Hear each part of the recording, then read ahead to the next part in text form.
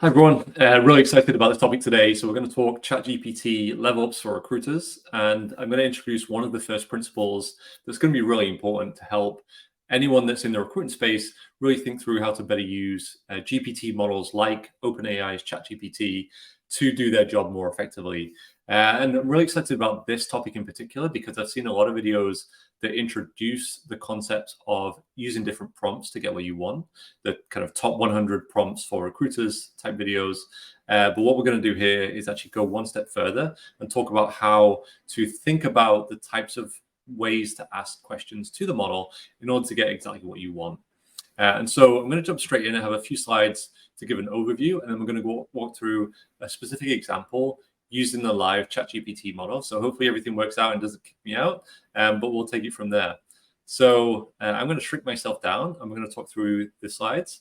So the first thing I want you to think about is picturing the ChatGPT model as a fresh college grad. So it has access to this whole range of data, but it's really a general model which needs some input and some instructions to actually tell it exactly what to do to be more effective. So when you're communicating with the model, just think in the back of your head, be very specific about what you're asking for and give some examples about what a good output will look like. And we'll see how that plays out when we do our example shortly. So the principle we're talking about today is principle 1, write clear and specific instructions. We're going to cover more principles in future videos, but we're focusing on this one because I think this is one of the ones that is really just going to help you to really get a much better relationship with the ChatGPT products and actually really level up in your usage of the tool. So there's 4 principles, 4 parts to this principle. Clearly showing where your input is into the model, asking the model for a structured output so you actually get something that's usable, asking the model to check to make sure its conditions are satisfied. So this is where you can actually help to prevent what's called hallucinations, where the model actually just makes up answers. You can actually give it instructions to check to see if those answers are actually realistic or whether they were just made up. And then the 4th one is actually giving an example of the expected response so that you can actually really kind of hone in on exactly what you're looking for. And so the worked example we're going to look at today is assuming that you're a recruiter and you're reviewing a resume before you put that in front of the hiring manager. And essentially what we're going to do is use this to figure out if this candidate is potentially worth considering. And so what I've done here is just loaded my LinkedIn resume directly downloaded from the website. I'm just going to literally copy and paste the text portion of the resume. So there's no kind of pre-constructed cleaning or anything like that to the text. That's one of the beauties of using this model is you don't really have to do a lot of prep work as you would do with a traditional machine learning model. So we're going to assess whether the candidate is a good fit for a given role.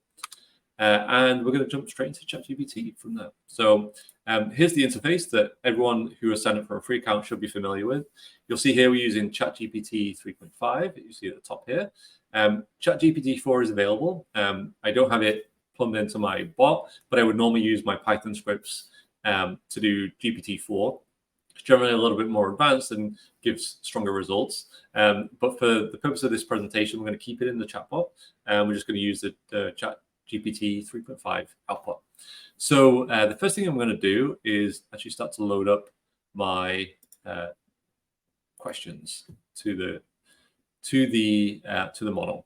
And so the first thing we're going to do is actually use something called a delimiter to explain where the kind of input that we want the model to assess is actually coming from. And so the way that we're going to do that, I'm going to just copy and paste this prompt in here that I prepared earlier. So all we're doing is asking the model to summarize skills, knowledge, and the competencies in the resume, but we're telling the model where the resume actually sits. So instead of it having to figure it out, which can be a bit challenging with it being such unstructured data, we're actually putting the resume into a clear place for the model to look. So I'm going to copy and paste my resume directly out of the PDF document. So again, no cleaning, and you'll see how messy that model actually is. Copy. And then I'm just going to paste it between these delineated points here.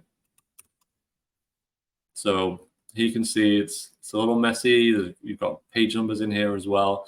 But because we still have these triple backticks located in, what the model will be able to do is actually take that as an input and then apply whatever it's doing to clean and understand the data input on its end without having to do additional work, which should increase the results. So this is principle number one. And what we want it to do is give us the key skills, knowledge, and competencies. So here we go. This is kind of a summary of the experience based on my resume. So that was a great first start, and that may be where a lot of people really stop and say, okay, this is great. I can infer from this what's happening. But what we can then start to do is go one step further and ask it to give us a kind of very structured output that we will then use to help understand whether this candidate has the right key skills, competencies, and knowledge to meet our requirement. So all I'm going to do is copy and paste this again.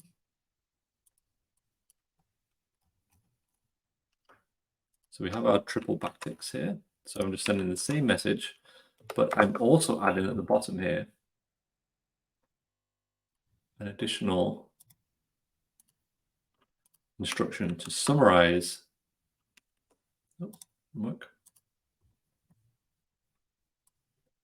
To output using this structure. So it's just 4 extra lines, but I'm saying take this data input, and this is what I want you to give me. And so we'll run that, and here we get a very different output. So you can see we've got key skills, knowledge, and competencies.